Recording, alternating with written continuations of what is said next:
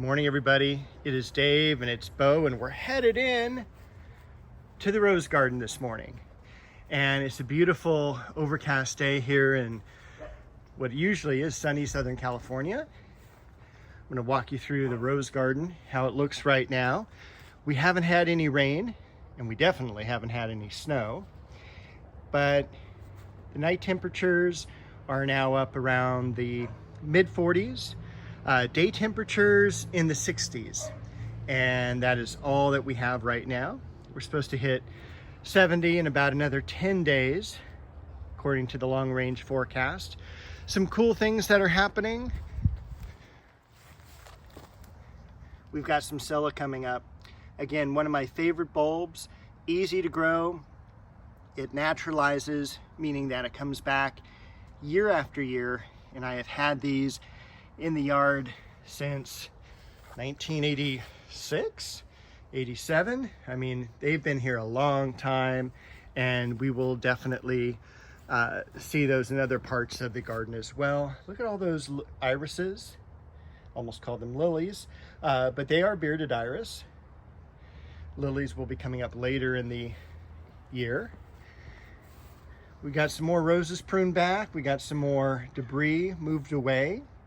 We've got a lone Shasta daisy blossom still there. We've got also potatoes growing up. Planted potatoes a few years ago. They come up every single year. So again, something very easy to grow and absolutely still love that dwarf Chamaecyparis there. Not a whole lot more is going on in this section of the garden.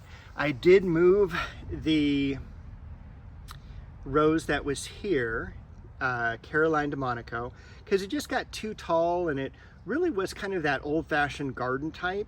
And the roses I have here in the garden are more hybrid tea, floribunda, grandiflora type.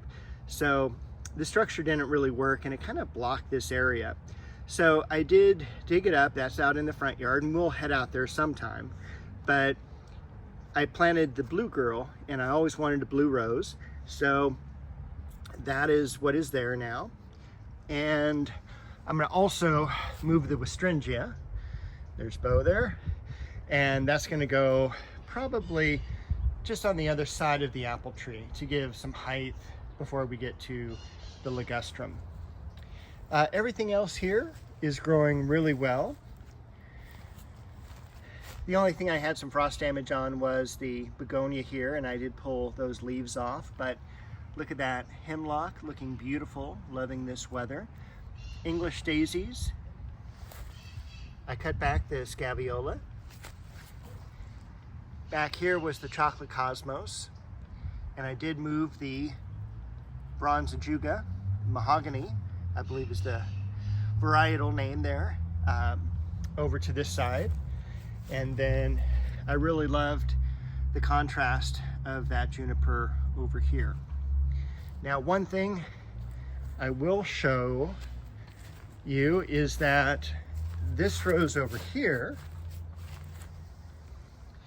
which was that unnamed red that I can't figure out what it is, except that it was hybridized in the 1950s and it has a German name to it.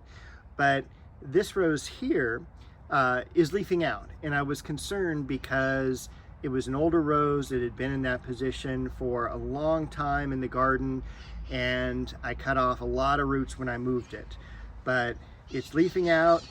First year after transplant, probably not going to be that wild in terms of growth, but you know, we'll see. Other things growing in the garden besides Bo is the bearded iris leafing out nicely. I even have a little bit of Lindaria down in the center there to fill up that space. The sedum, more English daisy, another off bloom on the bearded iris. That rose is called Heaven. And also at the end of this video, instead of dropping in a visit to another nursery or location, I'm gonna go through all the roses in my rose garden that I have pictures of, so you can actually see the pictures, and I'll tell you the pluses and minuses and really if I would plant them again. So it is definitely worth watching. And the only things I'm having problems with right now, and I didn't think I would, is the Liriope. They kind of look exhausted. And I'm not sure if this is lack of water, which it shouldn't be. Keep in mind that these were very root bound, so I'm wondering if the root ball got dry and then trying to put water back into it is the problem, or if this was just from the cold nights. Because I have another Liriope right next to it, which is doing great. So I don't think it's the cold nights, but I'm not quite sure. Hopefully these will come out of it. And my next step is just to kind of cut the tops back. So I do that to reduce the amount of transpiration, which is water giving off through the leaves, and we'll see what happens. Other than that, the campanula there and a dwarf Mugo pine slow mound is the variety there. So let's head off to other parts of the yard. And before I forget, I was excited to show this to you, is that I've pruned back the entire rose arbor. This is Cecile Bruner, or not Cecile, Cecil, because it's a guy. And over here, the Hemananthus made it through our nights of frost. I was a little worried about that, but then I'm like, you know, it's not really that tender of a plant. It's a Hemananthus or a variety of Clivia, so it did just fine. The dogwood, I'm going to move that out into the yard, as I've said in the past few videos. Over here, as I walk down into the pond and back out of it, the Chiananthus tree, can't wait for that to leaf out. I don't see any buds beginning to swell yet, but it's at the end of January.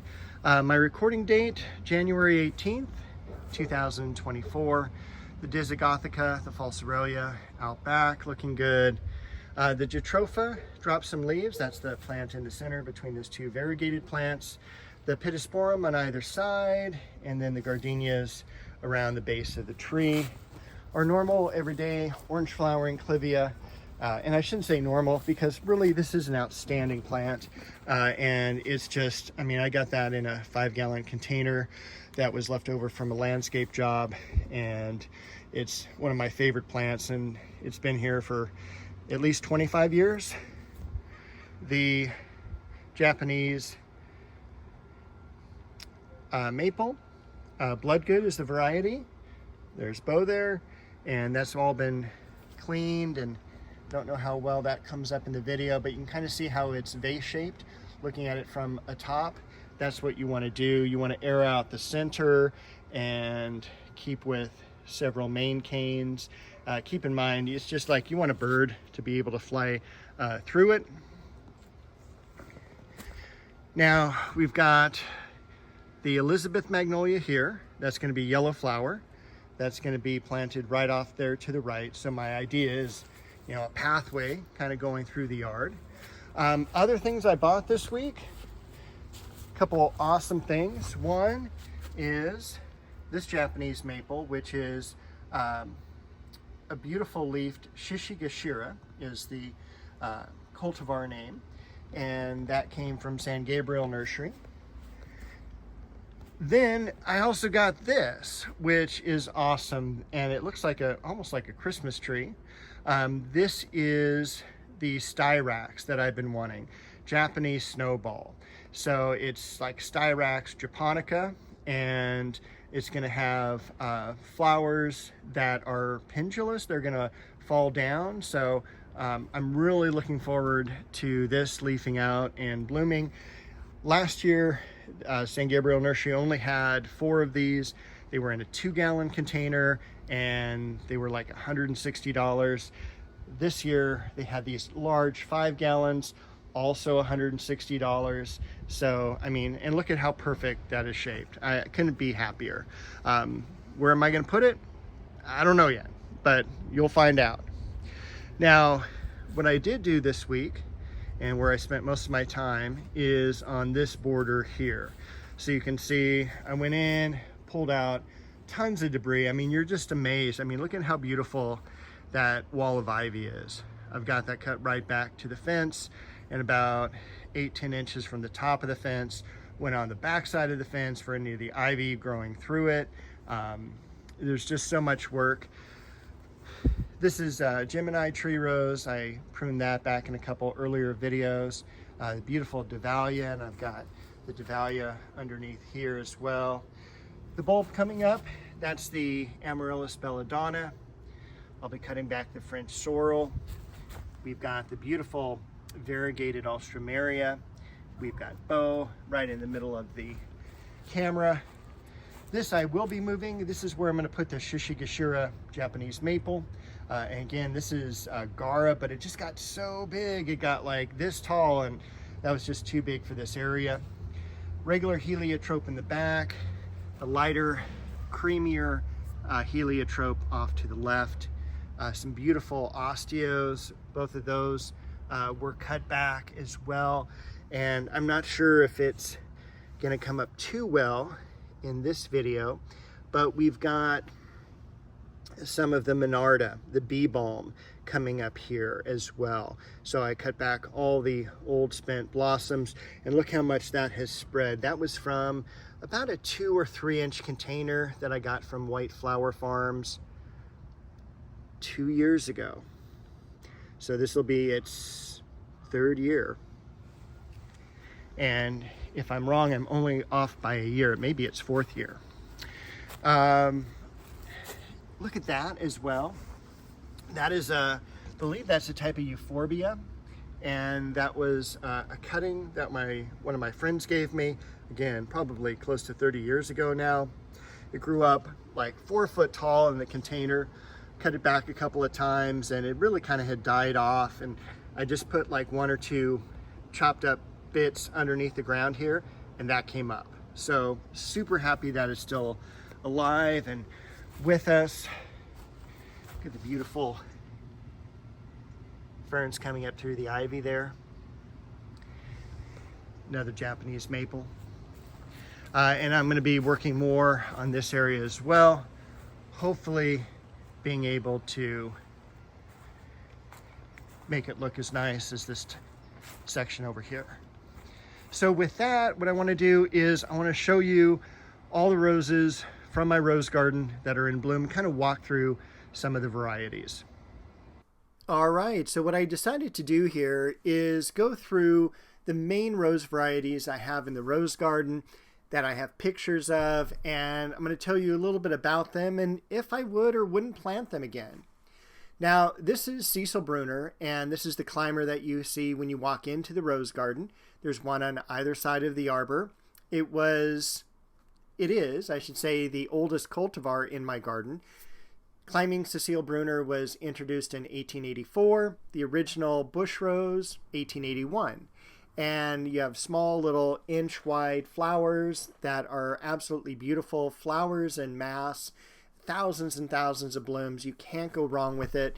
And especially for something that looks older, more Victorian, this is a great addition to any garden. My tree rose Celebrity has done fantastic. It is the best yellow that I could suggest putting into the garden. During the colder times of year, you will have this tinged with red a little bit. They have very large blooms, about 4 to 5 inches across. Fragrance-wise, about medium. Nothing to write home about, but it's definitely a fragrant rose. Now, Cherry Vanilla, I think, has one of the best fragrances and best looks to any of the roses in the garden.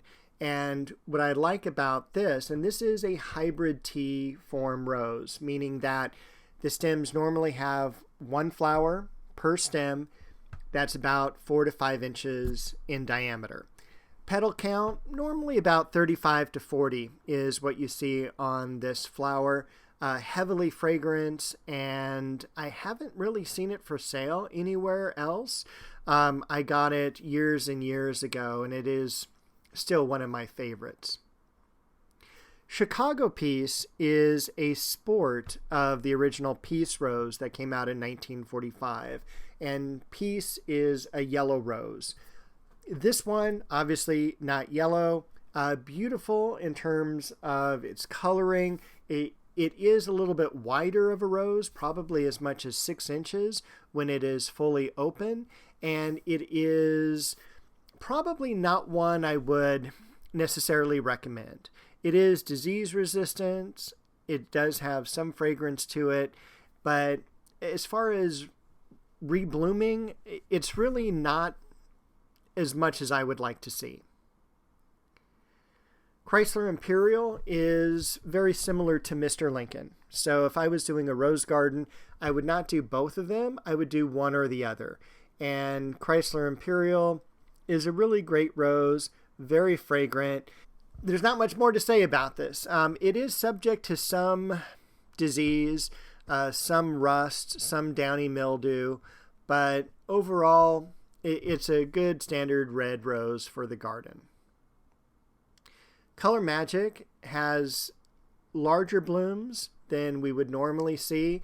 A beautiful color, very disease resistant, no fragrance to speak of, but it is a really nice rose for the yard, especially in this color tone. Crimson Bouquet is probably my favorite red. Unfortunately, there's no fragrance to it, but it is highly disease resistant. I have this as a tree rose, as you can see in the image at the right, and I really can't complain about it. Tons of blooms throughout the year. It doesn't go through cycles as much as the other rose bushes do. They are fairly small roses, and they do flower mostly in clusters rather than single stem. Duet is one of the surprise roses for me that was just never popular when I sold roses retail. However, when you put this in the garden, you can't beat it. And it's one I would suggest for everyone's yard. Beautiful pink rose, flowers in clusters. I've never seen any disease on it or anything like that. Free of mildew, free of rust, and flowers in clusters. The plant itself gets about 3.5 feet tall and about 4 feet wide. It is just a perfect rose for the rose garden.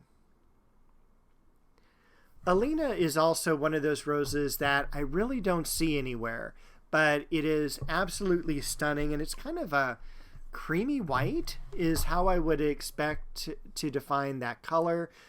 It does get some black spot on occasion. That's the only disease I've really seen on it. The bulbs are kind of like almost like cabbages in a way. You can kind of see toward the base they're very, very full. This is also a rose that is very bright at night. So if you have like the moon shining down, this is something that really reflects that, and it looks really cool during the night when it's in full bloom.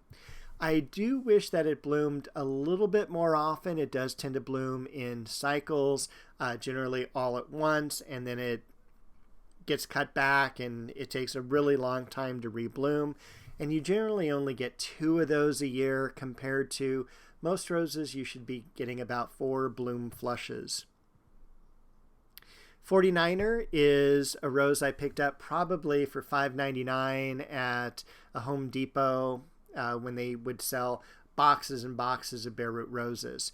This is an, I don't want to say off-brand either because it's not, but it is not under patent anymore. And so there's the Plant Patent Act of 1933 allows for growers to get 17 years where they get basically a royalty on the variety. After the 17 years pass, we no longer have to pay the royalty, and the plant therefore should be less expensive, although we don't see that nowadays because most of the cost is in the container and the water and the soil and the land and all of that. Very little of it is actually tied up into the price of the plant anymore. but 49er is a good variety. Fragrant Plum was one that I planted last year right in front of the flowering crabapple, and one that I was enticed in by the picture on the cover. And I should have known better, because the pictures on the cover don't tend to be real 100% of the time. It looked like it was a white rose with a very heavy purple along the outside, kind of like Lynn Anderson. It's supposed to be fragrant. I didn't find it as fragrant, and also it's much more, I don't know if you'd call that a mauve or not, but it's been okay. I left it in. We'll see how it does in the second year.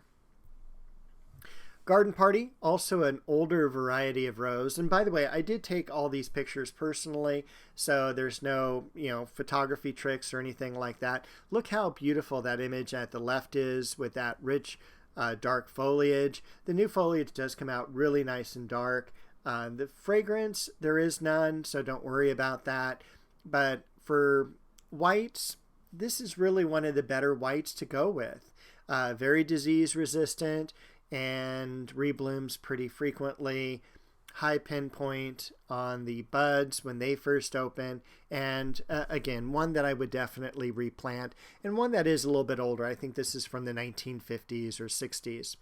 Keep in mind when you see that a rose is produced in a particular year, like for instance Double Delight, which I do not have in my garden, was introduced in 1977. That was probably in pre-production to get enough stock for the product, probably 10 or 12 years. So even though it was produced and patented in 1977, you're probably looking at mid-1960s is when Double Delight really was hybridized. And this image here is Gold Medal. Gold Medal is, along with Celebrity, really the best yellows for a garden. They do bleach out very, very quickly, as you can see in the image at the right. That almost looks like a white flower, but it did start out yellow. New growth on this plant is beautiful, very light olive green, and lots of blooms. It is a grandiflora, so you do want to put this more toward the back of the garden or in a corner, because it will get fairly tall. Grandifloras generally get 5 to 6 foot tall. Not all of them do, but Gold Medal does, and it blooms on both single stems and on multi-stemmed branches.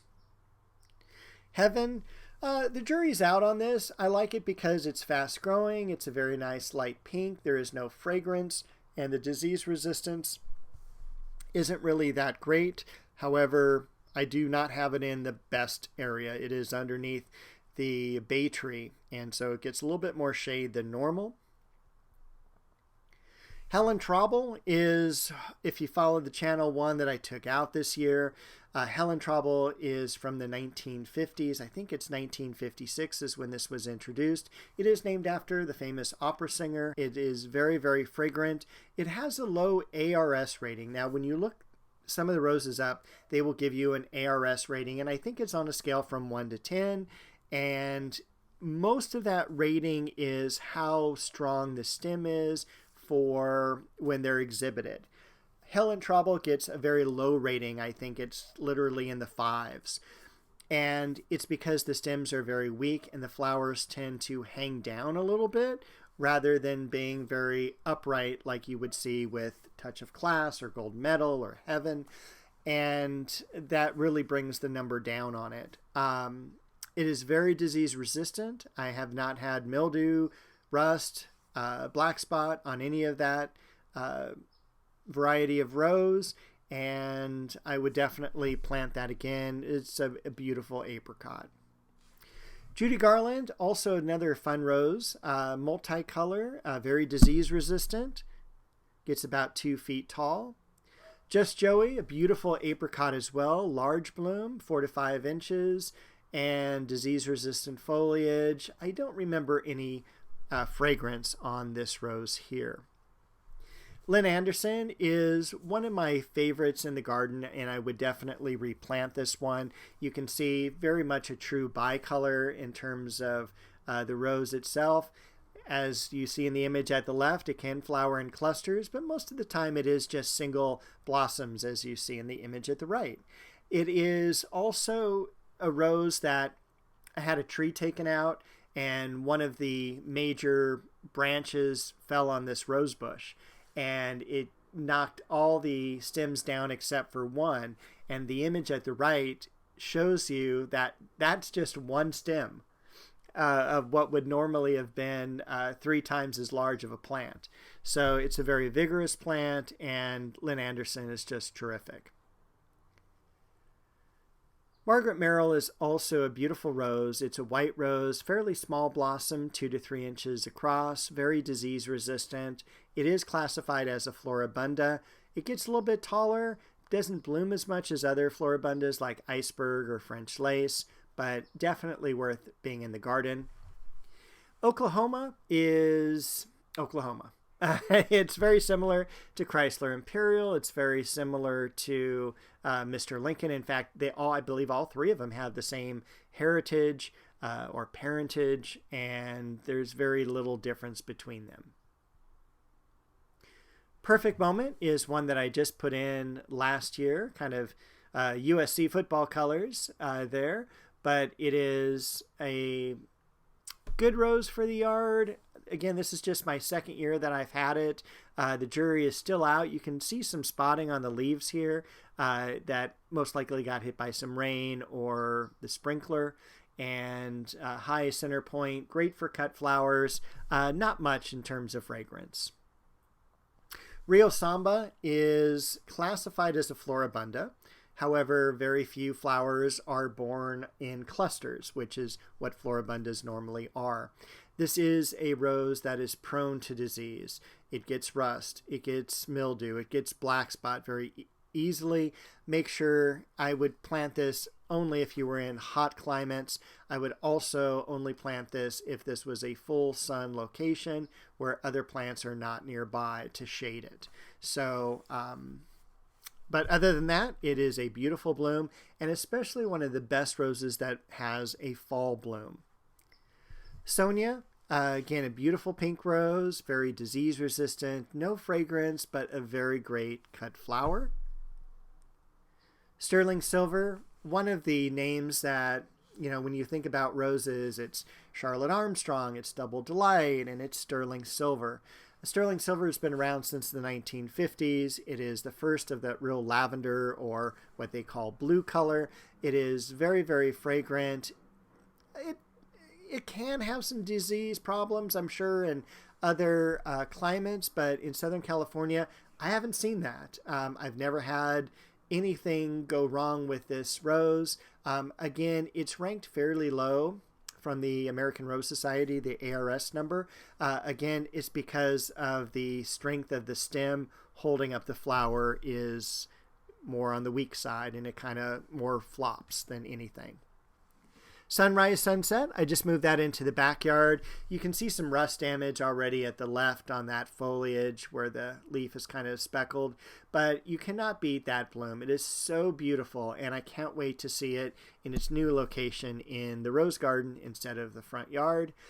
Tiffany, a beautiful rose. This is actually, Charlotte Armstrong is one of the parents of this rose. I can't remember the other right now, but it is very fragrant. It produces a lot of blooms throughout the year. No real problem with disease that I can think of. Touch of Class came out in 1986. This is one of the All-American Rose Selection winners that year. All-American Rose Selection winners are named every year. Sometimes there's only one. Usually there are 3. And most of the roses, quite honestly, that are sold have won the AARS award sometime in their past. But Touch of Class was considered one of the best exhibition roses. It unfurls very slowly. It's great for cut flowers. It does not have any fragrance, and it is quite disease resistant. Along with Duet, I would put in Tournament of Roses. Tournament of Roses is also an All-American Rose Selection winner, this time in 1988, and it is classified as a grandiflora. So it can get fairly tall. It can get 5 to 6 feet in height. Flowers born both singly and in clusters. No fragrance to speak of, but it is a rose that just does not stop blooming. The Unknown Red, I just threw that in because that was very, very fragrant. It is a German name. It's from the 1950s. And I love the photo I took right after a rainstorm where those droplets just came around all the leaf points. It was just pretty amazing. In the front yard, I do have some David Austin roses. David Austin roses are from England, and they're great roses. But remember, in England, you have a very short growing season. Here, you have a very long growing season. Graham Thomas, for instance, I would have put this on a trellis had I known how big this was going to get. It gets gigantic. It's going to be 8 feet tall, 10 feet tall every single year. Flowers in clusters. It's a springtime bloomer. It does have a few off blooms, but nothing to speak about. English garden, much more compact rose. This is probably one that I would put in a standard rose garden. Very, very fragrant, as are almost all the David Austin roses. And then we also have Mary Rose. Mary Rose is such a beautiful blossom, and lighter fragrance on this one, but this is one of the first ones that was introduced in America in the 1980s. So with that, that is the last rose in my presentation. I hope you enjoyed that. I'm going to swing you back to current Dave, who is walking the yard. All right, I hope you liked that video. I will see you all next week with a new video walkthrough of my yard.